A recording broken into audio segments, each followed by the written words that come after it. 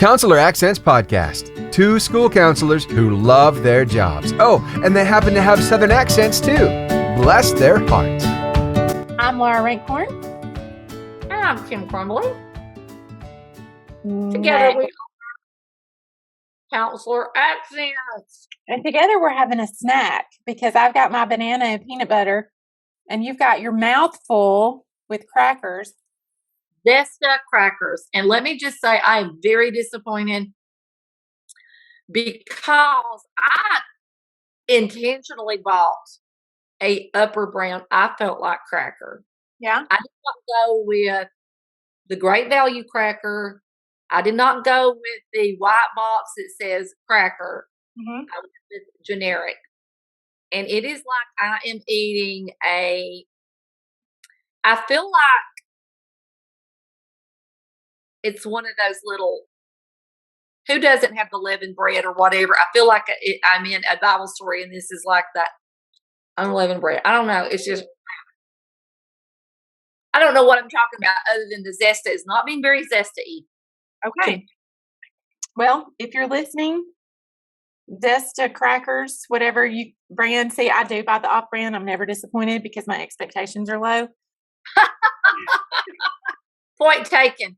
Well, you never know what you're going to get with crackers. You don't. You don't know. I mean, you can have like, it just, I don't know how long it's been sitting on the shelf. Well, and a few weeks ago, my Victoria Bell was sick as a dog at a soccer game. It came on all of a sudden. And so I ran to the gas station across the street. I thought if we can just get a Sprite and some crackers in her, then maybe Which is the gold standard for, yeah. And really, I was going for ginger ale, but it's hard to find a ginger ale in a gas station. But that's another topic for another day.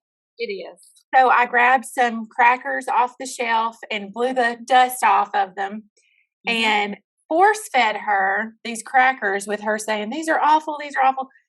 We ended up having to drive home. It was a 2-hour drive home from where the tournament was. So on the way, I'm getting sleepy. So I reached over and grabbed the crackers. They were awful. She was right. So her refusal to eat the crackers was not due to her sickness. It was due to the fact that, I don't know, much like what you're talking about, it was like styrofoam melting in your mouth. That's what those crackers were like. So yes. then you never know. You never know with the cracker. And I have had off brands that I'm like, best cracker I've ever had. It's enough about the cracker. We're done. We're done with the cracker. Bury the cracker. I would like to talk about something much more exciting. And what it could be toilet paper, and it's going to be more exciting than crackers. That's true. That was a terrible lead-in for what I actually want to talk about.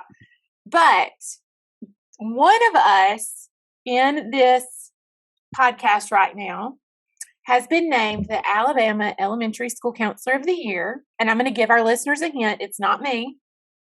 I was going to give them the hint of it's not very hard to figure out. I was going to say no hint needed. Of course it's me. Of course it's me. Well, that was some very exciting news that you almost didn't get, which is also a funny story. The news, you almost didn't get the news. Of course you got the award, but you almost didn't get the news. Tell our listeners all about it. Oh, well, no. All I can say first and foremost is Laura did not apply. Thank you, Laura. Because no, I didn't nominate myself. I didn't nominate. Oh, I can just see the people there at the State Department going, yeah, this is really sad. She nominates herself every year. Let's just give it. There's no references. There's nothing. It's just, anyway, yes, I think Laura had pity on me and said, she's a decade plus older. I got all this time. Let her be nominated.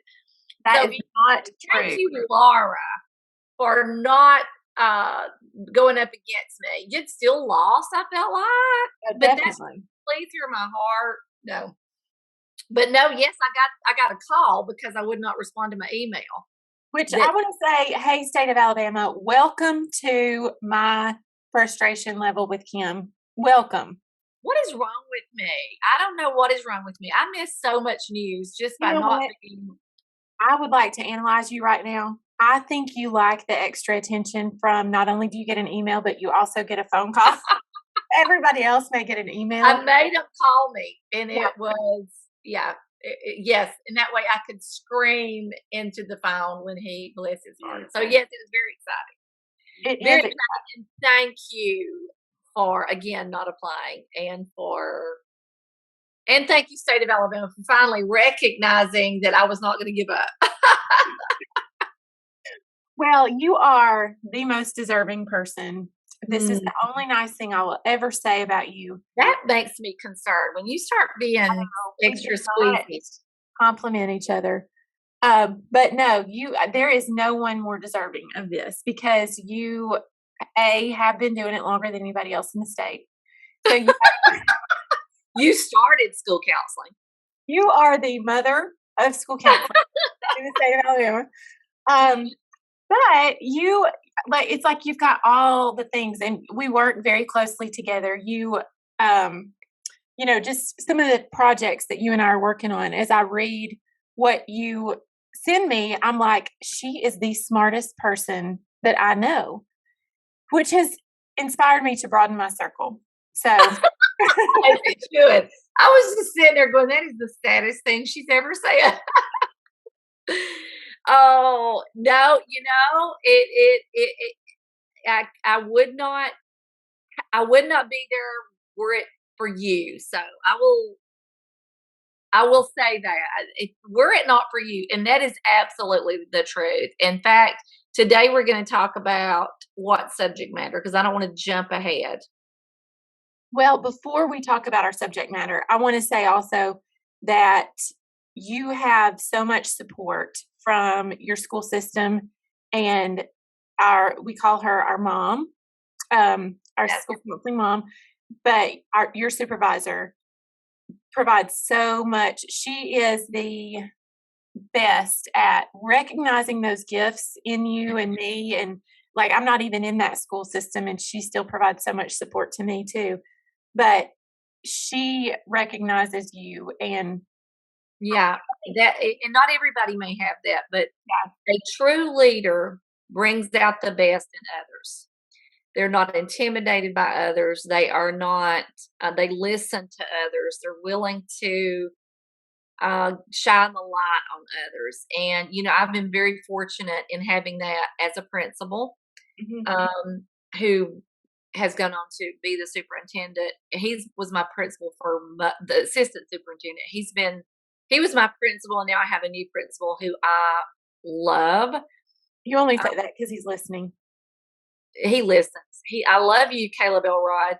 But and then those leaders say to you, there's more than you know in there. And that's what we say to other people, because we've been encouraged and we encourage others.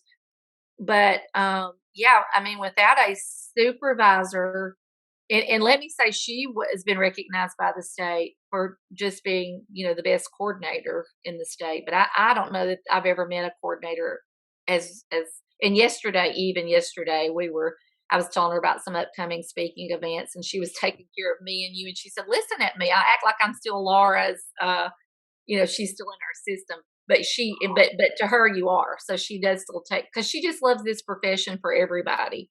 But yes, I think if you have great leadership, that will help you do what you do best, it makes your job so much easier. So yes, you're absolutely right. Kudos, because you and I would not be where we are had we not had a coordinator supervisor who said, go for it. Go for what you do the best that you can do, and I'm going to support you. And so, yeah, we love you, Karen Pinion, and we're going to make you listen to this podcast. You can stop listening now, because it's all downhill. But we do want to talk about something that I am seeing so frequently. People are talking about it. They're asking about it. And it is school counselor burnout. And we've talked about this before, but today we're really, we like to say rubber meets the road. We're going to give some rubber meets the road tips, I guess, to avoid or to pull yourself out of burnout, I guess. But what's scary to me is we are midway through the first semester. I don't know when you're listening to this, but we're recording it midway through the first semester. And so for burnout to this degree to be happening, this, what I would consider early in the school year, it's alarming. And the other part of this that's alarming is it's not just the counselors that deserve burnout because they've been doing it for 20 years, but it's the ones that are brand new. And you, burnout is not something you deserve. I shouldn't have said it that way, so please don't email us. But it's the ones too that have been doing it. This is their first year, and they're like, I can't do this. This is not what I thought it was. Yeah. Agreed. It is a problem. It's a problem throughout education, but we definitely are having trouble finding school counselors to fit spots. And then when they get in, they don't. That this is a lot. This is a lot. So today we're going to talk about maybe some ways to re-energize yourself. Yeah. And I was telling you earlier, and I'm not going to do it justice, but I thought it was so accurate. And Carol Miller, I believe, the Carol Miller, is the one that posted this. And it was some kind of graphic on social media. And it said something like, school counseling school is, or school counseling, what you learn in school counseling school is sort of like a culinary degree where you're provided the recipe and the ingredients, and you're able to cook this wonderful, fabulous meal that's beautiful. But the actual school counseling job is like an episode of Chopped where you're handed these random ingredients that don't go together and something's on fire. And I thought that is so accurate. If you've ever watched Chopped, then you know exactly what that's like, where you're just given these ingredients that don't go together. And so they come in thinking, here's all my ingredients. Let's And do I know this. exactly what to do because this is the formula and this is what I'll need. Yes. And things are on fire. So and the ingredients are changing every day. So it's For real.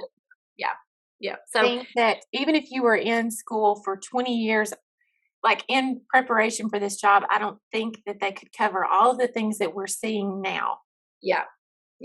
This is we're in a new day, and it is. If you do not have a something to gird you up, like a nice girdle of some sort, you're not going to make it. And so you need to be looking at that. This is not anymore just a fluffy, nice idea to have some things to help support yourself. It is you're going to have to do this. You're going to have some things, and whatever those are for you individually, you're going to have some help. All right. So rubber meets the road. Step number 1 in what to do if you are in burnout, approaching burnout, pulling yourself out of burnout, whatever, is find yourself a Kim or Laura. And you alluded to this a second ago whenever you were sharing your award with me, and you were saying this wouldn't have happened without me. I do think that this took us both when we discovered each other and you realized that I was not stuck up and I was not a snob. When you finally spoke to me, which would make me think that you were the snob, then we realized that we were passionate about the same things, and it changed both of us. Absolutely.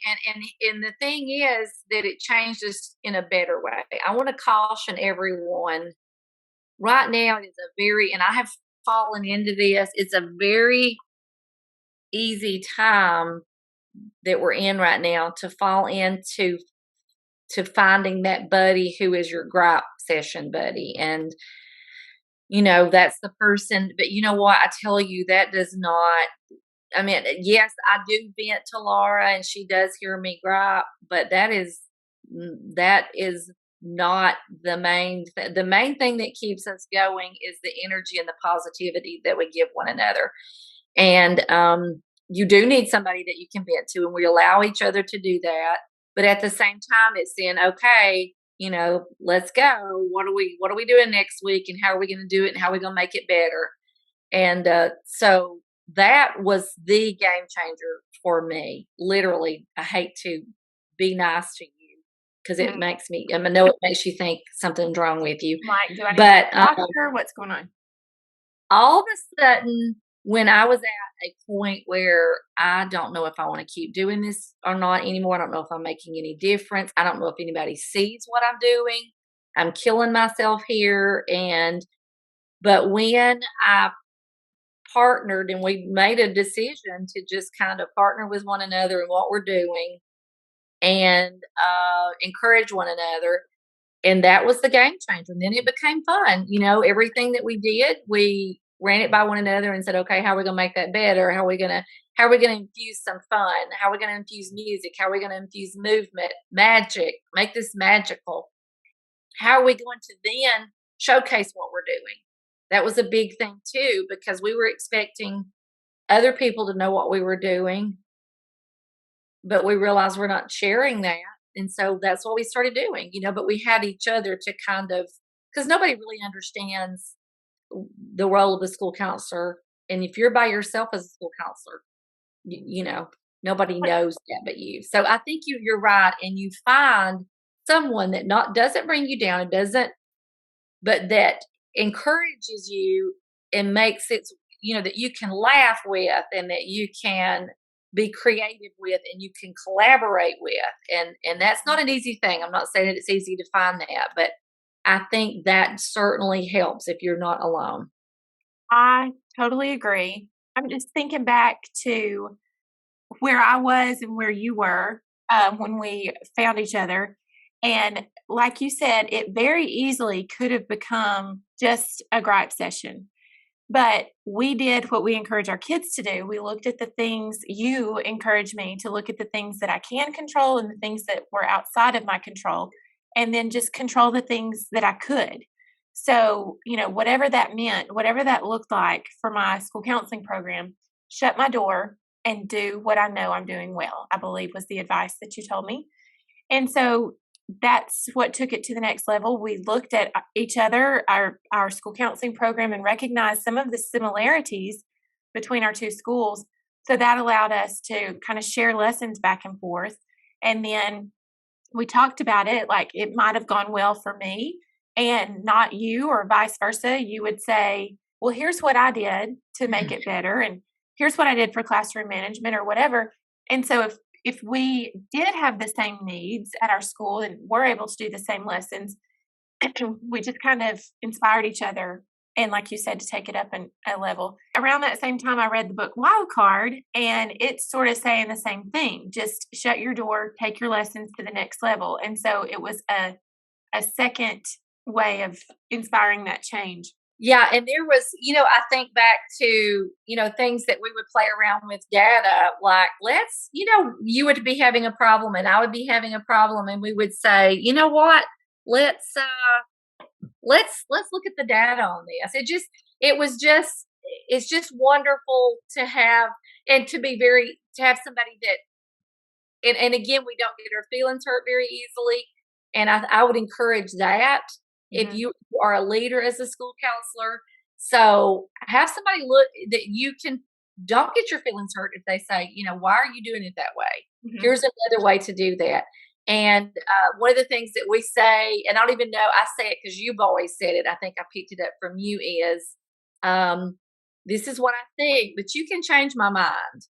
And then that's something that then I can come at my point of view. And sometimes then, usually we find a common space in the middle or whatever, or we completely change each other's mind on something. But it's so neat to collaborate. And I've learned how to collaborate by collaborating with you. Now I am showing other people how to collaborate. This is how you do this. And this is what's going to help our school. If we can all share what we think, we've laid it all out on the table. There's no bad ideas, and you have that free space to do that. So it's a great way to keep you from burning out. Yeah. And I think there's a lesson there in what you just said, because a lot of times when we have our opinion and we have the perspective of just our idea, and we're very, passionate about that idea, and we throw it out there and somebody doesn't see it our way, then that is an opportunity for hurt feelings. And so whenever you kind of give that disclaimer of, you can change my mind, then all of a sudden you're open to hearing another possibility. At the end of it, you still get to decide, did that change your mind or not? But it just sort of provides that freedom to listen and the freedom for that person to share their perspective. So I think that's a really good point that you made. And I think that's something to think about whenever you work with your administrator or other people on your school team, that, if you're on a PST or data team or something like that, use that same language and see if it changes the freedom in having those conversations. So such a great point. Such a great point. And I know other people have a support team. And Laura, if you can't find somebody in person, you and I do not see each other a lot. This is how we see each other. That's weird, isn't it? Yeah. It is weird. And some of our friends that we have made through what we do, when we stop and we think about it, we realize we've never met these people in person. So we do, when we are traveling, we get to be together, but we're not in the same school system. We're not in the same school. So that's the freedom. Your person that you find may not even be in your state. I mean, there's no excuse is what I'm saying. Right. In these Facebook groups, could we start like a counseling dating thing? We should do that. Find a counseling friend. That's like the first idea that's great that you've had. I think it's a wonderful idea. Like farmers, finding farmers, and we could be just finding counselors. All right. Number 2, what's another way, Laura? Okay, the second way, and this is something that you're very passionate about right now. It is M&Ms? Peanut M&Ms? That could be. Also, but it's find your passion. Find what you're passionate about, and then use that in your school counseling program. So talk about that. That's a game changer. This is a game changer. And I have talked to so many people, and I really just realized that's always been my go-to. But I have just over the years of experience and watching teachers who we call rock stars are watching, and maybe just that quiet, wonderful teacher that you see, and nobody knows how great they are, but they're so passionate about what they do. But and maybe they don't even realize that what they're doing to keep their passion going. But think about what it is that you love that's outside of your job, and parallel that with your job. And we talked a little bit that with Cassie Stevens last week, and that's exactly what she did for Burnout. She was an art teacher, and she was if you've ever seen her or hear her speak or watch any of her things on social media, she's the most energetic person I've ever seen. But she experienced burnout, and she thought, what would I like to do? And she got a sewing machine because she'd always wanted to sew, and she started sewing. And watching what she puts together, she loves fashion, she loves sewing, and now she's excited. That kind of ignited a spark, and then I'm sure that spark went into other areas, but that kind of sparked her. And like she says, she's getting ready for Leonardo da Vinci segment next in her lessons, and she's creating a skirt. So she's so excited about wearing that skirt that she's creating, and it's keeping her excited about doing that lesson. And for me and you, I think one of the things that reignited our passion was we decided to bring music, movement, and magic as much as we could into each lesson that we did. And because I love that. I love music. I love doing, activities with the kids that maybe doesn't look like a normal school counseling lesson or whatever. And so that was kind of what kind of ignited my passion back into it, besides getting with you and upping our game. That was all part of it. But another instance, I have seen schools, teachers that have freedom to kind of decorate their classrooms any way they want to. I've seen that bring passion. I've seen teachers who are passionate about space, and they've kind of married that with kind of what they're doing in the classroom. Fashion. They do, what did the teacher wear? My sister, who's taught about as long as I have, is she just kind of was experiencing burnout, and I talked to her about, what is it that you love? Who are you? Like, what would your brand be? And she, this is crazy, but she lives on a beautiful farm land, and they love just that kind of they put up vegetables. She's the opposite of me. She does so, and she does jellies and all these wonderful things that I even know the words for them. It's like a grandmother. She's like a grandma. She always has been. But it's so cool. She's so folksy. So how could you bring that folksiness, that earthiness into what you do? Well, she did, and she became 4-H Teacher of the Year. She's been Teacher of the Year at the school. Her science scores were the highest. The Agriplex has reached out, our farming thing here in our county, and asked for help from her. So, or her to do something. So I think once you find that, and that's what I'm always encouraging. I always encourage educators, school counselors, principals, whoever, do what you love to do. Bring it alongside what you do as a principal, teacher, school counselor, and then tell about it. That's exciting. If you are not showcasing what you do, who's going to find out? Mm-hmm. You know what I'm saying? So showcase it. Send pictures out. Tweet it. Send letters to parents.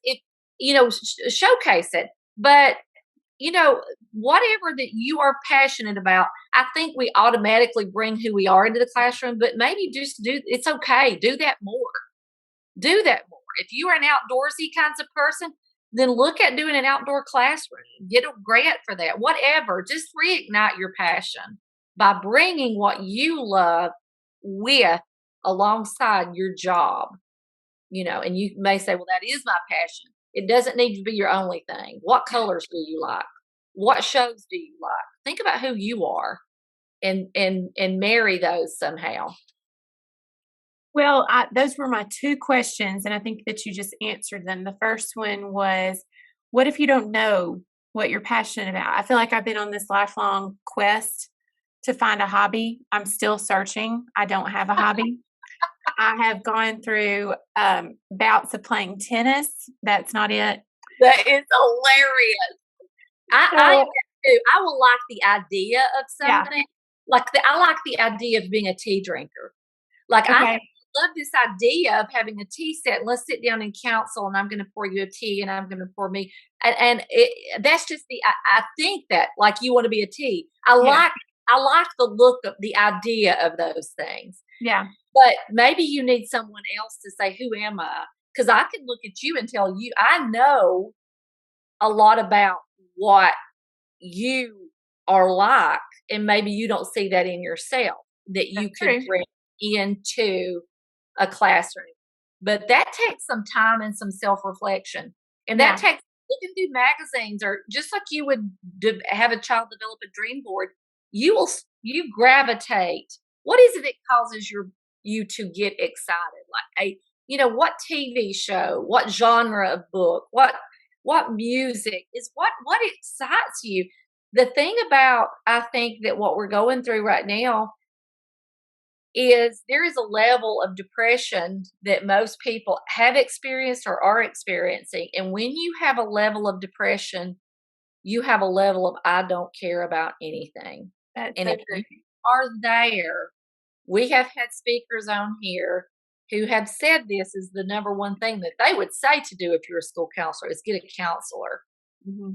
Whether that is a mental health therapist, your pastor, your best friend, you need to reignite some passion in your life. Mm-hmm. And that's hard to do when you're in a depressed state. So get started, and you'll pull yourself out. That will help pull you out. It may take more than that, but I'm also a hobby chameleon. So, like you saying that you like tea sets, I'm like, oh, I like tea sets, and so I'll latch on to, if that's your hobby, all of a sudden it becomes my hobby too. So, and we change too. I mean, we change, we grow. Just because one thing is your thing, doesn't mean it will always be your thing. So I think I encourage travel. I encourage anything that you do that creates that space in your brain where those, whatever those fire off when you get in that creative state. But sometimes you have to have a change of scenery Yeah. to get creative because we get in a rut. We see the same things, we see the same people. And that sometimes we do pick up what we see or other people, and we may try it a while, but that's fun too. So, we're not going to always be the same. So yes, next week you and I are dragging our tea sets once again. I'm buying a tea set for like the 5th time, dragging it to school until I throw it away because I never used it. Yeah. Well, my second question was why? Why do you think that this is effective?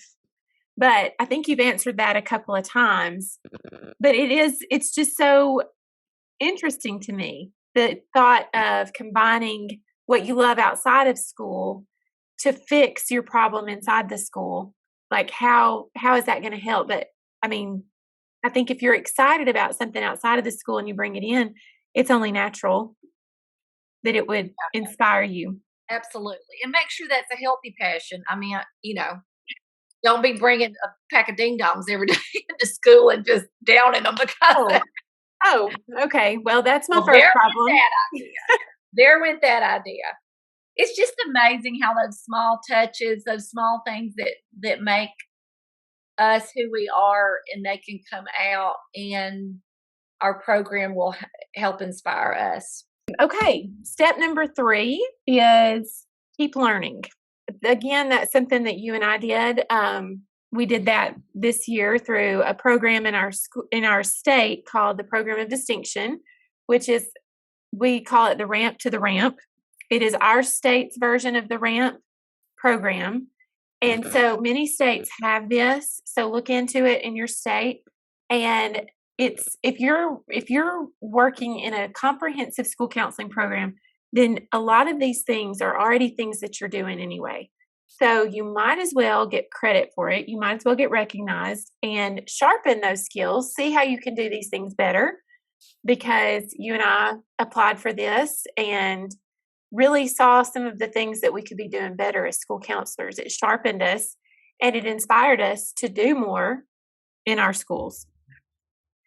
Absolutely. And if there are other things, I mean, there's national board, there's ASCA has all kinds of classes that you can get certified in. Mm-hmm. So there are a lot of ways that you can keep learning and to keep sharpened, because this changes all the time. I mean, this has changed so much since we've been friends. Even just ASCA's changed some things up in the way they do. Our state has changed up some things. And so you just to stay current and on top of, I think if you don't understand, like even learning, I think for you and I, really just looking at the generation and the Generation Z and Alpha, and really thinking about what are these kids like. That was a big game changer for us, and that was through some learning that we did on our own. Is we want to know what these kids are like, and that was some eye opening. Even when we went and spoke to colleges who were young people, when they realized the dynamics of these next generations that were coming up, it changes all the time. And so just staying current with what's current with our students, what's going on, what different ways of doing things, that's exciting. It can be exciting. So that's a very good way to stay current and enthusiastic, and have some fun with what you're doing. And let me just say, this is something I found when ASCA has a book now about meeting your school counselor mindsets and goals. I don't know the name of it, but it's through nature. And I thought, well, this is, and I looked at this guy, and I want to have him on our podcast. I think maybe we've even asked him, but this is somebody who obviously loves nature, and he's even got ASCA on board with, a book that he has out. So that's what his passion is. And he is meeting those his goals for his program through that. So it's going to look different for everybody. Yeah. ASCA has those ASCA U courses that you can Yes. take and Yes. become a specialist in your school in that area Yeah. based on those courses. And then there are free PD opportunities all over the place.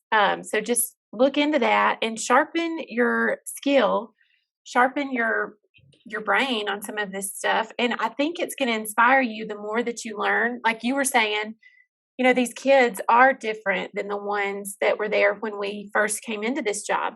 And so the lessons that we were doing when we first came in may not be as effective for this group of Generation Alpha learners. So, what sort of traits are the professionals recognizing in them, and how can we adapt our lessons? That inspires me, and it changes things, and it makes me realize, okay, no wonder I'm feeling burnout because I was doing this lesson to match generation, whatever it was when we first came in. That's not going to work with this group. Yeah. They need more, whatever. So it kind of helps you realize, okay, or like you were saying, I can't remember if you said it in this episode or if it was during a conversation, but what you're recognizing in kids, even in kindergarten, that they're coming in nonverbal. And so if you are a first year counselor, your training happened before these kids started school. Your training might have happened pre-pandemic. And so that wasn't something that you might have been prepared for. And so as school counselors, we do have to adapt and change and we have to stay sharp because kids are different, problems are different. Yes, and it changes all the time. And I think, and this is not a solution, but I think just as we talk as school counselors with one another, this is something that I've observed and maybe you've observed it. It's, our whole thing is to be proactive. And that is our goal, is to be proactive. And I think for a lot of school counselors, we were put into a position at no fault of our own. I want to repeat that, of no fault of our own, where we were having to be reactive more than we've ever had to be before. And there was nothing else for it to but be reactive, because we were not prepared for the fallout after this lull of pandemic. And then, wow, we have teachers, kids with a lot of issues, and we have been forced in some ways. I'm seeing it more pull back to where I'm able to be more proactive but last year, I'm telling you, it was so hard because we all felt like we were putting out fires all the time. And that will burn you out. Well, and when you get into that habit, and I'm not talking about school counselors, but maybe that has become the habit of educators collectively, because we really never got a chance to take a deep breath. It was, we came back into it. And so you're in this constant state of your engine being revved, ready for the next shoe to drop, because that's the state that we've been in for the past couple of years. So you've almost got to break that habit in yourself, and you've got to break that habit in those around you, and, be the leader, lead the change in your school for, okay, this is going to be our proactive approach. This hasn't happened yet, but if it does, this is how we're going to handle it. And maybe that would break that cycle and that habit of reactivity. Yeah, and you're right. I think our brains we're just tired, and our brains are tired. And so if we can infuse laughter, positivity, good things, energize ourselves for that job. And if we were adding another one, I would say, laugh, find some joy, and it's there. Just look for it. And I think that is the best medicine that we have, is to find joy and laughter. And I've said this before on the podcast, every day my dad says, "What did you laugh about today?" And because to him, that make it a day where I found something joyful and I could laugh about. So, and if I were going to add another one, you can't. I'm school counselor of the year That's true. I forbade it. I do want to say, and I don't mean for this to be A, toxic positivity, and B, I don't mean for it to make anybody feel bad, because some of us are in terrible situations. And so, I don't mean for this.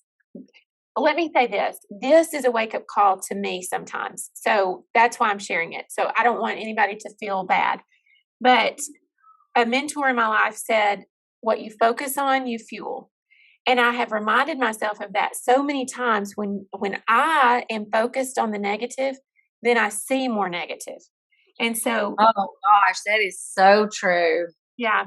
And so if I go to work every day and I'm thinking, and for those of you that I may work with who listen to this, this is an example. I do not feel this way when I go to work every day. I'm sharing it for others. But if you do go to work every day and you're thinking, oh my gosh, this frequent flyer that comes to see me every day, or this class, or like, things just start to get on your nerves, everything, like, because what you focus on, you fuel, and that fire continues to get bigger and bigger and bigger. And so in my life, I've had to recognize and make a conscious effort to, okay, I'm not adding more fuel to this fire. That is so good. I wish you had reminded me of that. I feel like I'll do that a lot now. That's why we're having this podcast. I got you. I feel like this is a Intervention. An intervention, not a prevention. It's already happened. I'm all right. Right. I'm going to turn my crown back in because I didn't know this. I've been fueling.